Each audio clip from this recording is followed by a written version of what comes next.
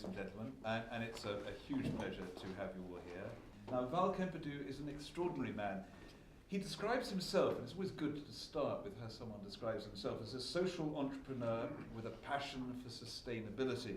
Can you give us first the sort of the elevator pitch on this extraordinary artifact that you've created in the Caribbean on the island of St. Kitts? You know, Kittitian Hill started with the idea that we can make a change in the Caribbean around luxury hotels. The Caribbean is basically dependent, the economy is dependent on tourism.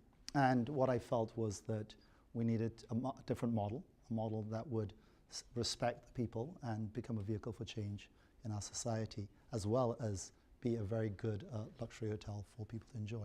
Give us an idea of the scale. Out of that, it's a 400-acre resort. I hate to use the word resort, but it's probably the best way to describe it to everyone in the room. It's a 400-acre resort.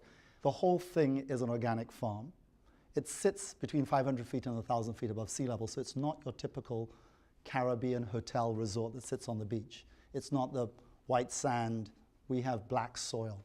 We have organic farms, and we have hundreds of different types of mangoes. What we do in Kittitian Hill is we celebrate the things that are unique to St. Kitts and to the people of the Caribbean and St. Kitts. The difference is you've turned it into a business. So let's go to St. Kittitian Hill. You managed to raise, what, £200 million? Yes, we were selling off individual units within the hotel. It sounds like property development. It is, in some ways, a property development. But the big difference is that you've done it in a sustainable way. I was determined to build Kittitian Hill using Kittitian people. It sounds kind of obvious, but that was the first step.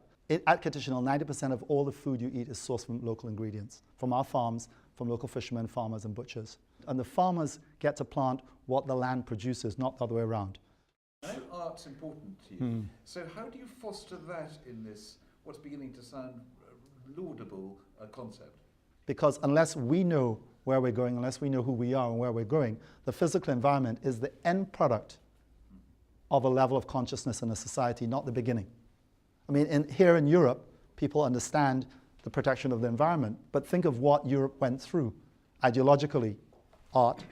This is why it's so fitting that we're sitting here. When I spoke to Val on Sunday, he emailed me about an hour later his favourite quote. It's the ephebic oath, and it's this: "We will fight for the ideals and sacred things of this land, both alone and with many. And I shall leave this land not less, but more beautiful than I found it." That's 5th century BC. And you, Val, you've started on the job and you haven't left this land yet. Thank you very much indeed. Thank you, Philip. Thank you very much.